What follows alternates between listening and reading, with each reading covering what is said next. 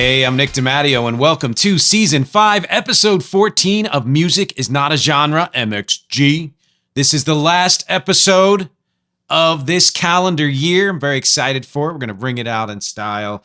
Thanks, as always, for watching and listening. Don't forget, you can support this podcast at patreon.com/musicisnotagenre or anchor.fm/musicisnotagenre. Very small monthly donations can really help hugely.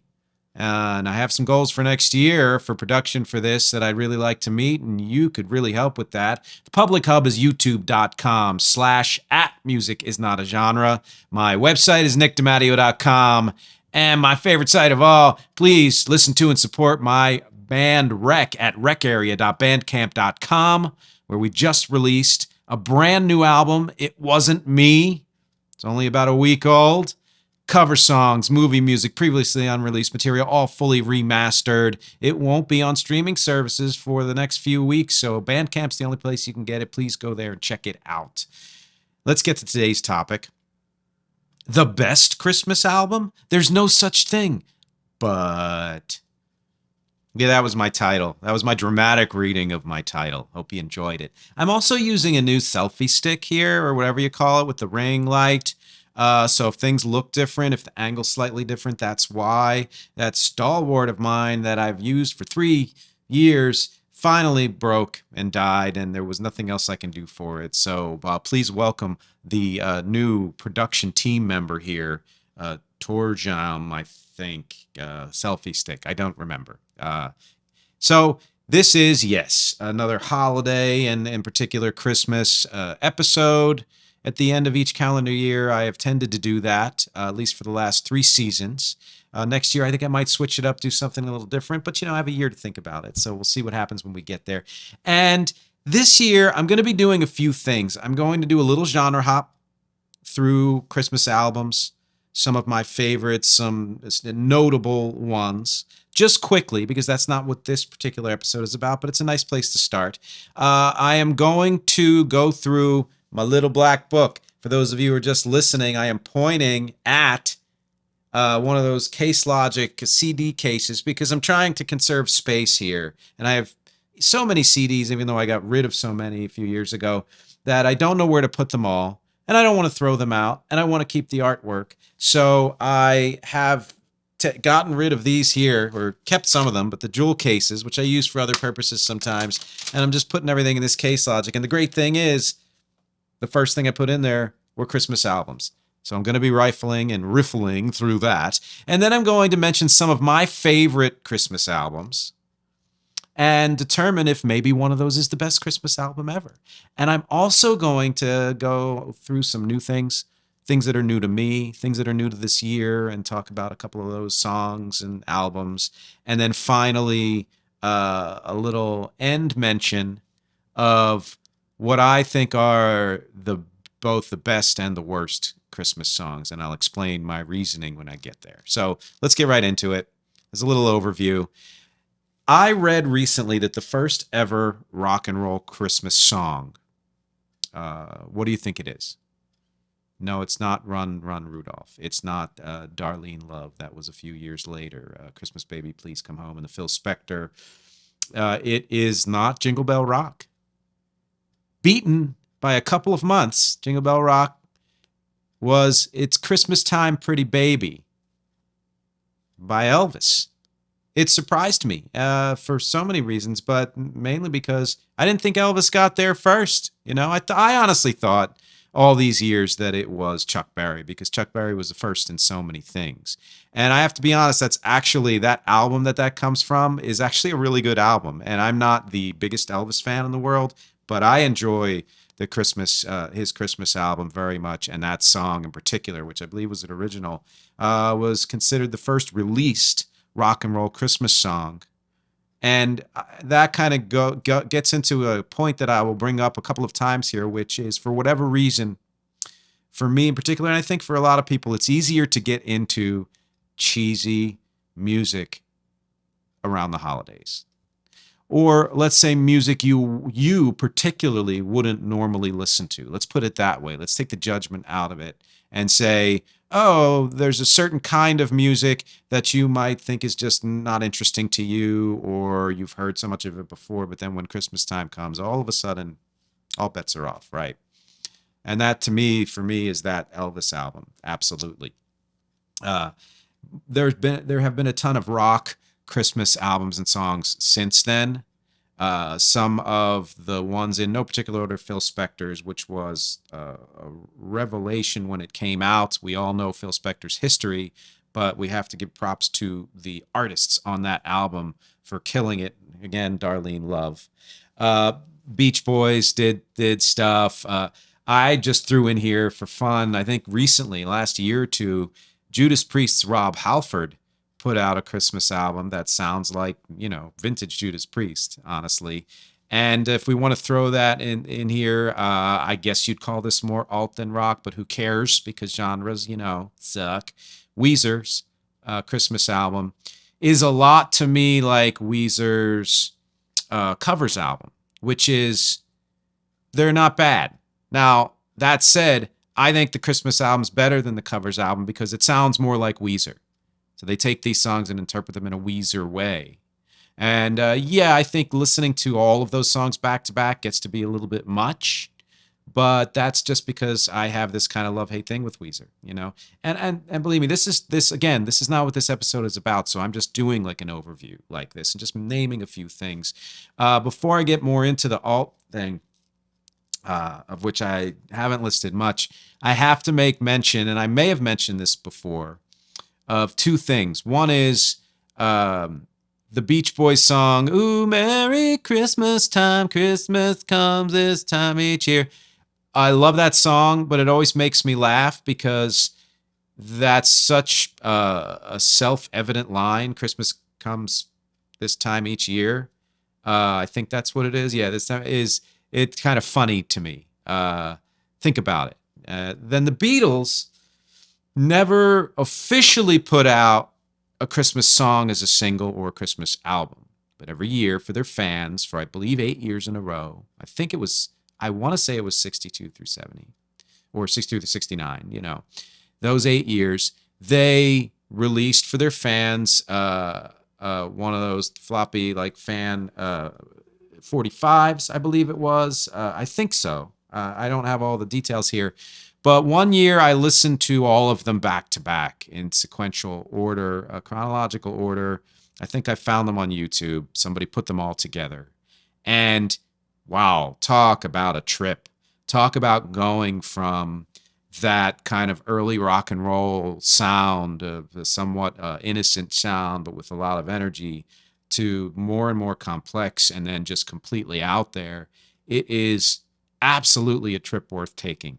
It doesn't really qualify, as a song. I mean, that first one, Christmas time is here, or whatever it is, that's a song. But, and they do some other kind of Christmassy Beatles songs.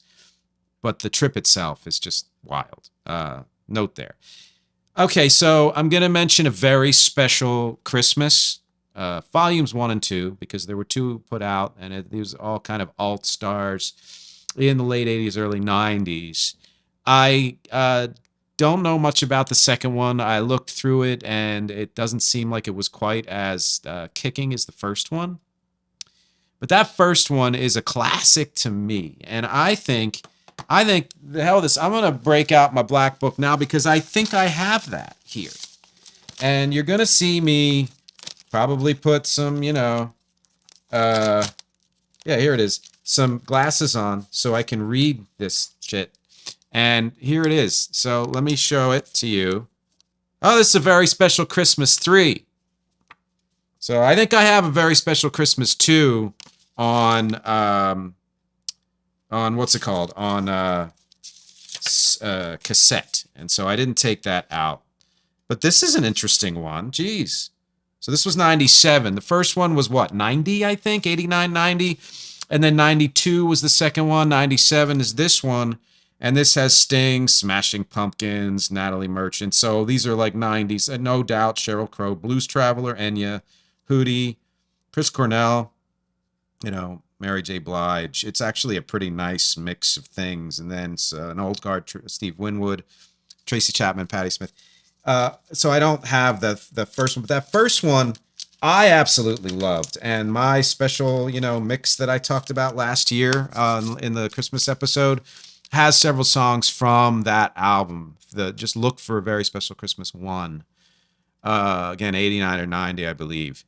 It has my favorite version of Christmas Baby Please Come Home by U2. And I think I mentioned this before, but there's the end of that song where Bono goes, "Baby, please come home." I thought was at some point in some version of that song prior to that. But so far as I know, he made that up.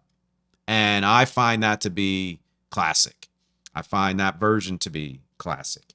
You got to give it to Darlene Love. The song itself is great. The Johnny Ramone or Ramone's version or whatever, also very good. There's so many other versions, but that one's my favorite.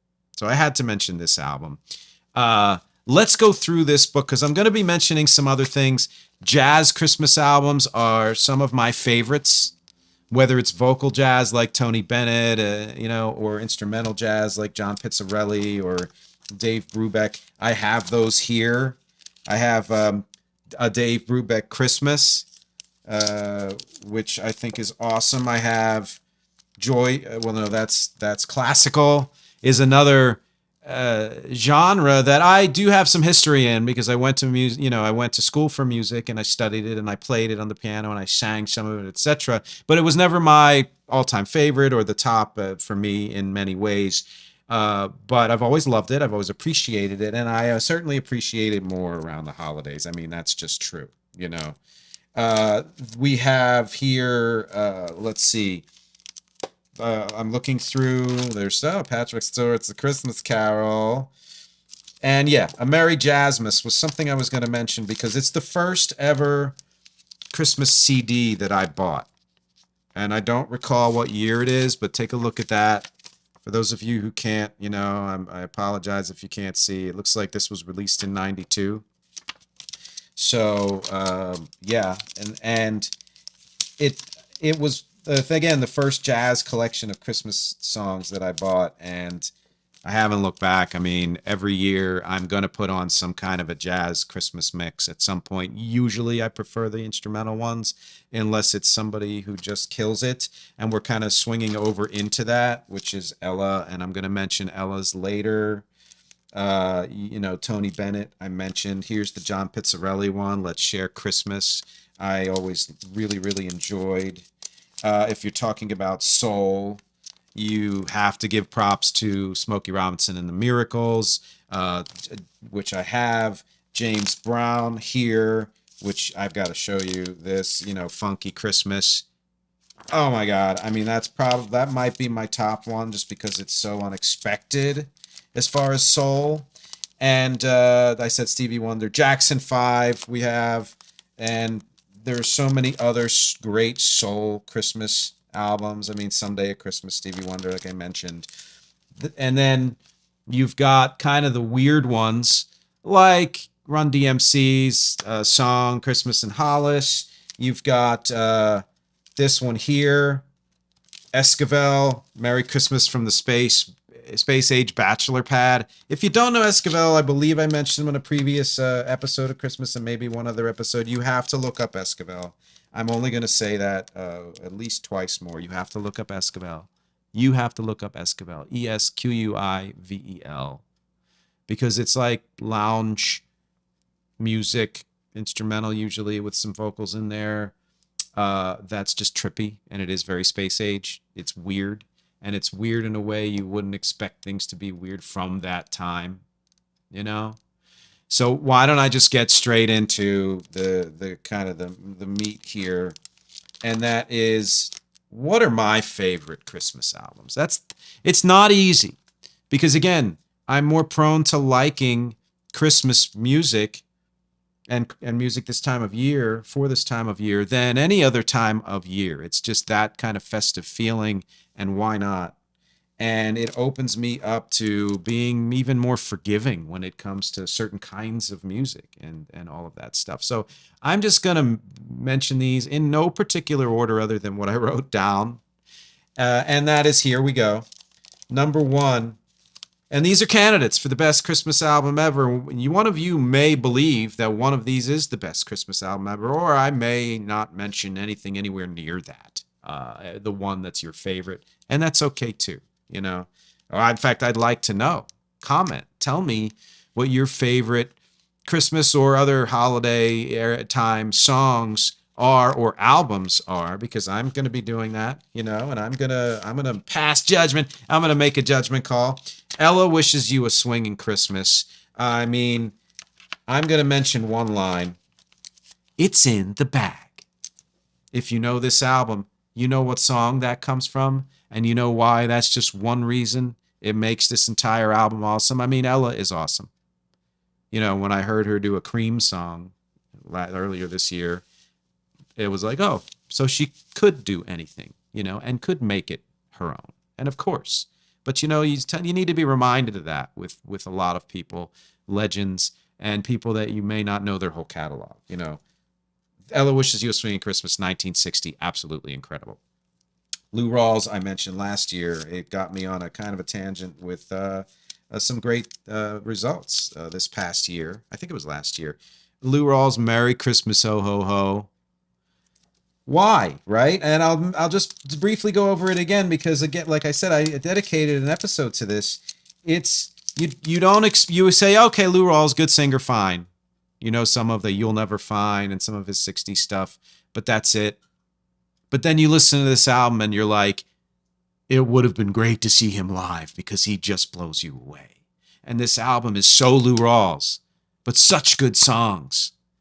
I think his version of What Are You Doing New Year's Eve, very different than you hear that. Think of that song and in your head you hear Melancholy. That's not how he does it. It's my second favorite version of that song. 1967 album, which brings me to the album that has my first favorite version of What Are You Doing New Year's Eve, and that is the 1993 album When My Heart Finds Christmas by Harry Connick Jr. Ironically, the title song, the original, is not one of my favorites from that album, but I'm going to go through this list real quick, and I won't actually. I'm only going to give you the ones that are my super, super favorites, and that's number 3, It Must Have Been Old Santa Claus. Very New Orleans, freaking awesome. Ave Maria, I've sung that my entire life. I think I've done it better, to be honest. I Pray on Christmas is probably my top 2 favorites in this album. I Pray on Christmas from this album. Those of you who can't see When My Heart Finds Christmas, 1993, Harry Connick Jr., and then the closer is his version of What Are You Doing New Year's Eve. There's certain vocal things he does for that. Of course, his piano's always been great. That when I do that song, I crib from that. I just do. It's my favorite version of that song. And then another favorite here, I don't have the CD, and you know, that's okay. But this is a childhood favorite, and it's one that I've revisited many times. It's on my playlist, and it's still one of my favorites, and that is Eugene Ormandy and the Philadelphia Orchestra's The Glorious Sound of Christmas from 1962. Every year, as part of my dad's mix, which was first LPs and then I think burned onto recorded onto cassettes, that was played. And every year as a kid, I would wait for the song God Rest Ye Merry Gentlemen. I have a comment about that song title in a second. And would gallop around and around this area of my house, because that they kind of did like a horse galloping sound there, and it got me just so up. And so there's energy and there's beauty, and it's orchestral and it's grand, and it gets soft and it gets intimate. It's a really well done album, beautiful album, and it's, you know, Philadelphia Orchestra, and I'm a Philly guy, so you know that has a special place in my heart too. But I was looking this up, God Rest Ye Merry Gentlemen, and I noticed something odd. And that is, God rest ye merry gentlemen. In your head, when you hear that, you think to yourself, God rest ye, merry gentlemen. But the comma is not after ye or you. It's after Mary. And I looked it up, and it's been done both ways, but the consensus is that's the correct way to do it, is after Mary. So think about that. God rest you merry, gentlemen. Let's set aside gender specificity. We're dealing with that now in the world, and that's fine. But just let's take the song at face value.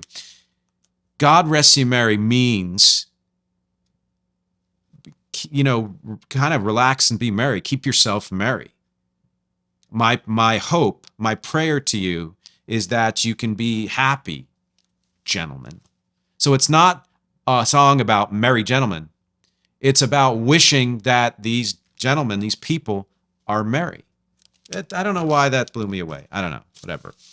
And then, okay, I'm leaving some of the ringers for last. I have 3 more to go through, and yeah. One of them is more of a ringer for me, but if you've ever heard it, it might also be for you, and that is George Winston's 1982 album, December. He was part of that movement of new age instrumental artists who came out of sort of the late 60s into the early 70s and really kind of gained a lot of fame, especially in the 80s, really. And anytime we'd go to like New Hope, Pennsylvania, or a place that had one of those new age stores, there'd always be Windham Hill Recordings there. And George Winston was kind of the top artist in that label.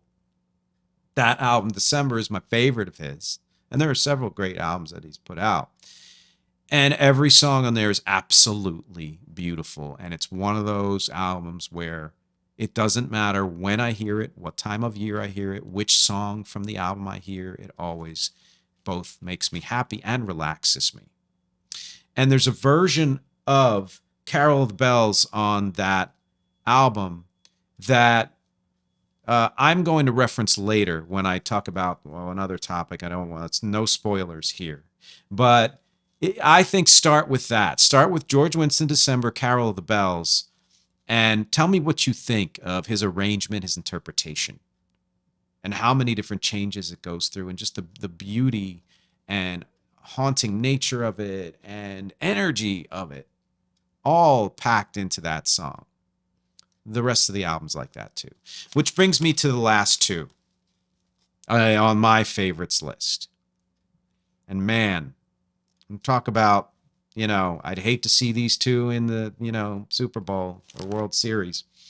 And that is no numbers. Johnny Mathis, Merry Christmas from 1958. Well, a good point to make is every one of these artists put out more than one Christmas album. Ella did it. She did a more religious one later on, I think in the 60s. Harry Connick has put out, I think, more than 2, probably 3 or 4. Lou Rawls did it, I think, later a few times, but then actually very late in his career, shortly before he died. I'm sure Eugene Normandy put more out, although don't quote me on that. Johnny Mathis, George Winston didn't. That's the one. I don't think so anyway. Oh, no, that's not true. George Winston did a version of Vince Guaraldi's album, which, get to in a second. Johnny Mathis put out several Christmas albums. Johnny Mathis himself is an absolute classic. Johnny Mathis's Merry Christmas from 1958 was played alongside that Eugene Ormandy album, the Philadelphia Orchestra, in my household every year. In fact, to this day, I will again be visiting my parents for Christmas Eve. They will play that. They will play both of those, among many other things that are repeated every year, which is very endearing. And I'm not sure, as far as a vocal Christmas album, that you can ever beat this Johnny Mathis album. It is kind of synonymous with the holidays at this point. And that's kind of my judgment on there. And there's a reason why I said vocal, because I'm not going to be able to pick between these 2. So I'm splitting between vocal and instrumental, even though there's a few vocals on this next one. You get what I'm saying. And the last one I'm mentioning is a Charlie Brown Christmas. A Charlie Brown Christmas that does have an R in it, by, of course, Vince Guaraldi, the great. jazz pianist who had hits before then and a few after, but is best known for this 1965 album from The Special. Everyone knows this music, and if you don't, you're either not old enough or way too old, or you have been living in a cave.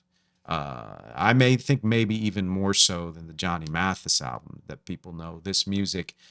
You think of the, bass riff, da na na na na na na na na na na, or Christmas time is here, any of those, and you know what I'm talking about. I would bet you that 98% of you out there know what I'm talking about. As far as an instrumental Christmas album, it can't be beat. It can't be beat. So what do I do, right? Vince Guaraldi, Johnny Mathis, two very different albums. One largely vocal, one largely instrumental. Beautiful for different reasons, fun and exciting and energetic and warm for different reasons. I wouldn't pick a favorite myself because all of these are my favorites, and those two are certainly, near the top with all 7 of these that I've mentioned. But particularly these two, George Winston, Eugene Ormandy, forget it, all 7. I am going to say this, that if you had to force me to pick what the best Christmas album is, not the favorite, I'm going to have to go with Vince Guaraldi. Not because I think it's better than Johnny Mathis, not because I think Johnny Mathis is better than Vince Guaraldi. I think they're again great for different reasons, but just in terms of recognizability, ubiquity, all of that, both of them are brilliant and excellent.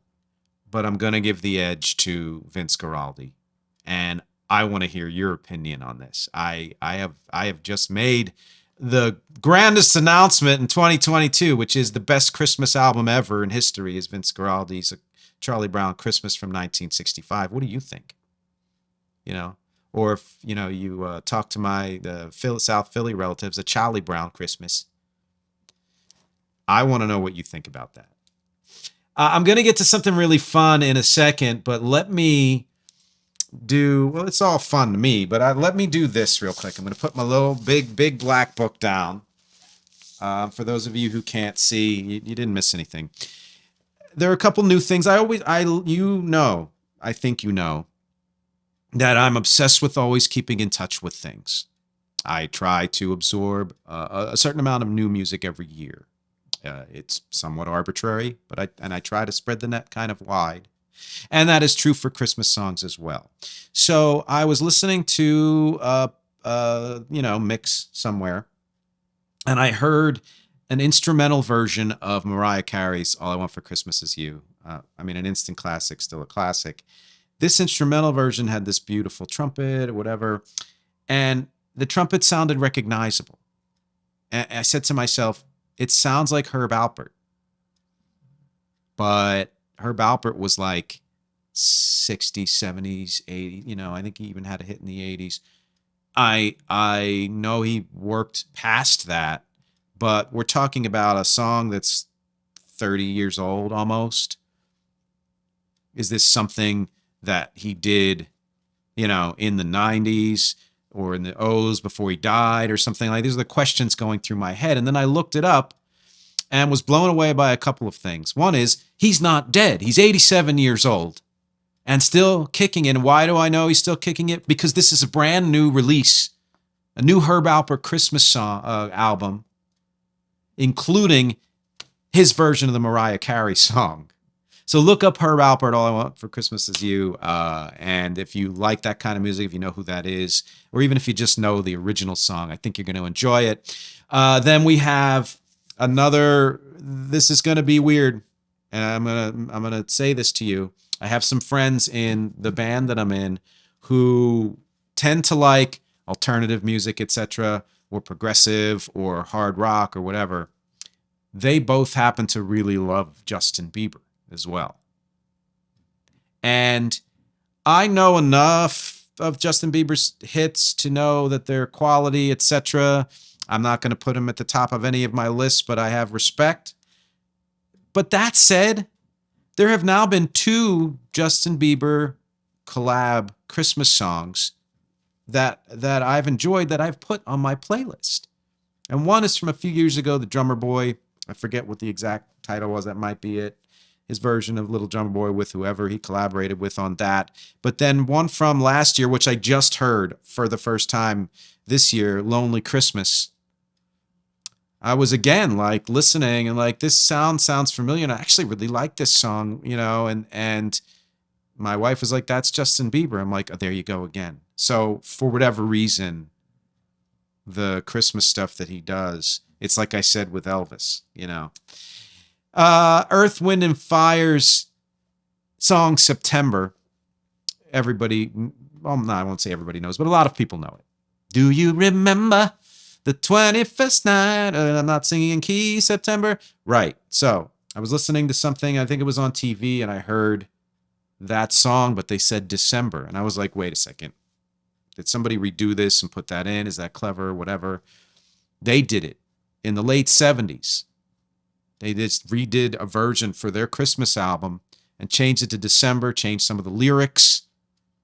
And I don't know how that many years have passed that I had never heard this before. So this is not new, but it's new to me. And so Earth, Wind, and Fire's December, that should be on everybody's playlist. Because September, and you hear it a lot, some might say it's overplayed, but when you hear it, you still get happy. But then you switch it up, and it's December, and it's Christmas, it's the holidays. It's going to bring you joy, right? One more that I'm going to say new-wise, and that is Leslie Odom Jr. So he's an actor, and he was in Hamilton. I had the pleasure of working with him as an actor on The Many Saints of Newark. I was not in any scenes. Well, I was technically in a scene with him, although we were on opposite sides of shooting, and one of us didn't make it. Wonderful guy. And I knew, of course, through his history, that he's a singer, musician. My assumption is always give people the benefit of the doubt, because there are so many actors who are known for being actors whose first love is music, or who are actually as good as, if not better than, their acting in music. And with Leslie Odom Jr., it was the same thing. I thought, oh, well, is this just going to be kind of an easy listening, somewhat jazzy, somewhat soulful, approach to things? There's so much artistry on this album. Every song I've heard from Leslie Odom Jr.'s Christmas album surprises me in ways that I didn't expect. And it's the subtleties, it's the delivery, it's not just straight up pop jazz or soul, both of which are fine. It's jazz. It's interpretive. It's very personal. It's unique. And if I were picking one thing out of all of my new to me, I would say go Leslie Odom Jr. Go to that album. It'll put you in a lot of different moods, and it's just great singing. It's just absolutely great singing. Quick note about, I'm taking this big black book out again, because you all know, probably, and I mentioned this on the covers, last week's covers episode, but I'm going to mention it again. You all know that I'm a huge fan of Chicago. Actually, my most watched video right now is the video on Terry Kath, the late guitarist from Chicago. And I'm prone to want to like everything they do. Doesn't mean that I like that I do, or that I like, all things equally. That's certainly not true. But you would think, Christmas, I'm more inclined to like things and be more forgiving. Chicago, I'm more inclined to want to like theirs. So Chicago 25, if you know, their naming conventions generally center around numbers, is all Christmas. And there might be a song or two on there that I'm like, okay, yeah, not bad. I was so disappointed. I thought it was as antiseptic as everything else that they had been doing in the 90s and 00s. And it was one of those albums that should have been an easy fit, and it made me sad. Now I'm going to keep it.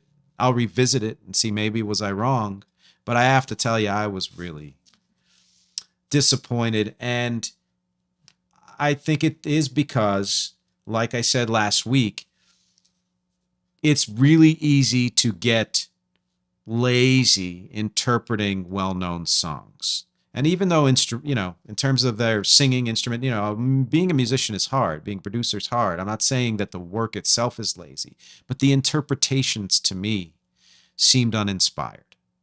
And I think that one of the reasons why, Christmas is that special time of year, and any playlist, whatever, is there is a lot of forgiving when it comes to certain things like that. And yet I have to say, I'm so selective that there are probably 80% of Christmas music is probably stuff that I'd be like, yeah, it's fine. I don't dislike it, but I don't love it. And that's absolutely true for a song, an album like this, the Chicago's Christmas album, Chicago 25.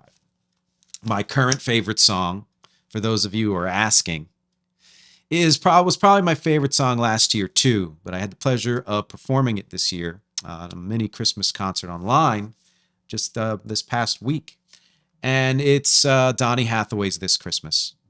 Hang all the mistletoe, I wanna get to know you better this Christmas. I'm not warmed up. The song always makes me happy. There are some other versions that do it justice. There are probably quite a few that do it justice. I haven't heard that many of them. But this is one where you can't beat the original. And you should look up not just Donny Hathaway's This Christmas, look up the video that went with it, this animated video that kind of has it's a 70s song, so it has that 70s animation feel to it, like a Fat Albert feel to it.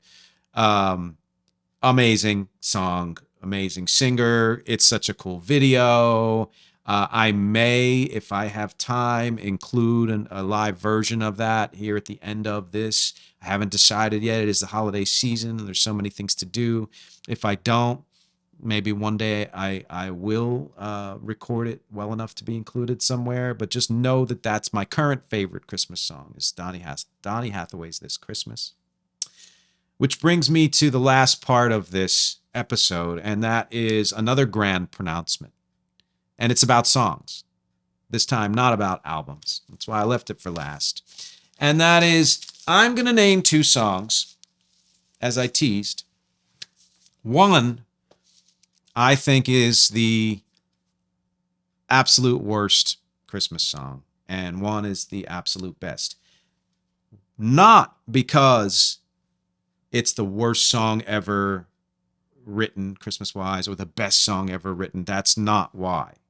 It's the overall package of my philosophy, which is, if a song is good, and fundamentally good in terms of its artistry and composition and craft, you can't do a fully bad version of it. There's no such thing as a fully bad version of a song that's that good. That's great. It's classic. Whereas songs that are mediocre or worse, yeah, now and then you can do a good version of those. Many have been done of many of those kinds of songs. But this particular song, I just don't like, because I don't think it achieves what it sets out to achieve.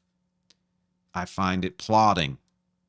I find it boring. I find it uninspiring when it is intending to inspire.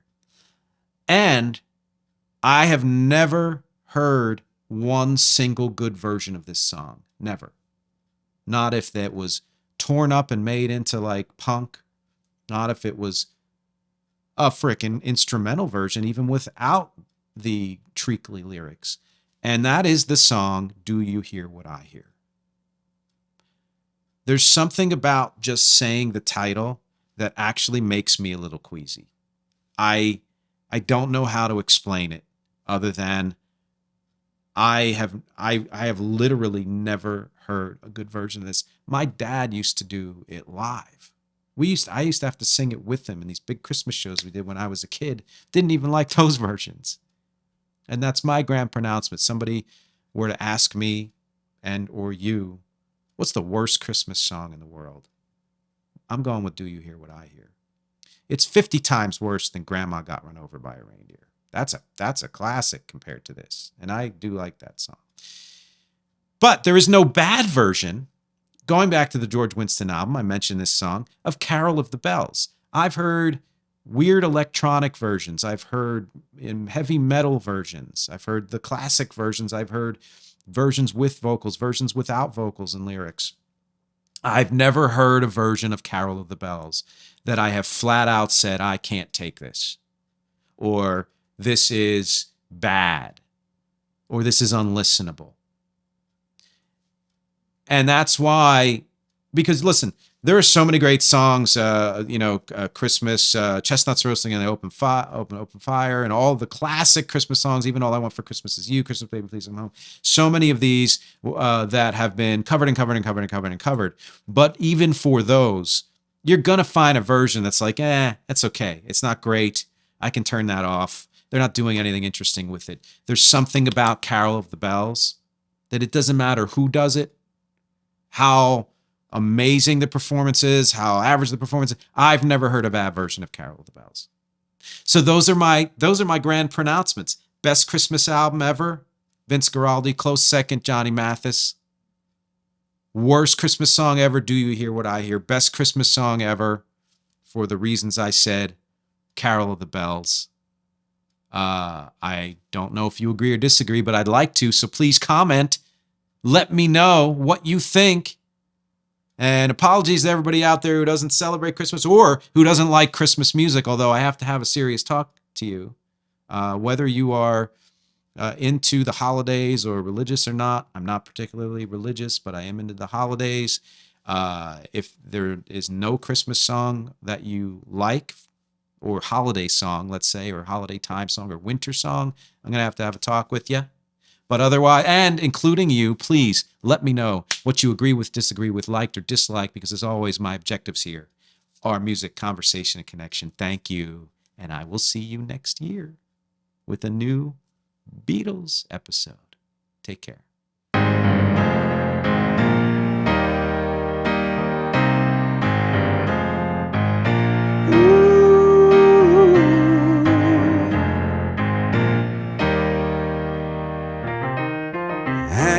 On the mistletoe, I'm gonna get to know you better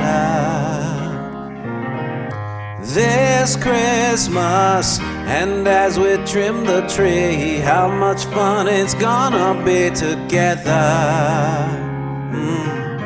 This Christmas, firesides blazing bright, we're caroling through the night.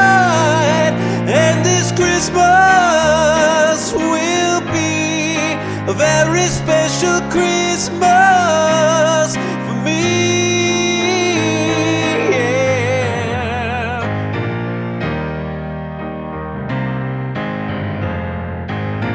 Ooh. Presents and cards are here. My world is filled with cheering you. This Christmas, and as I look around, your eyes outshine the town they do. This Christmas, firesides blazing bright, we're caroling through the night. And this Christmas will be a very special Christmas for me.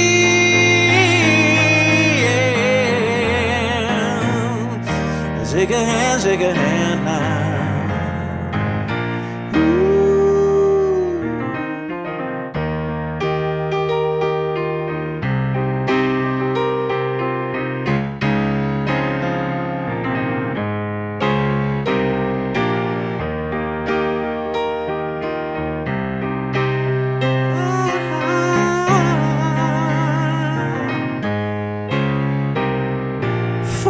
firesides blazing bright, caroling through the night. And this Christmas will be a very special Christmas for me. Yeah, shake a hand, shake a hand. I'm gonna wish you a Merry Christmas all over this land. Ooh, Merry Christmas.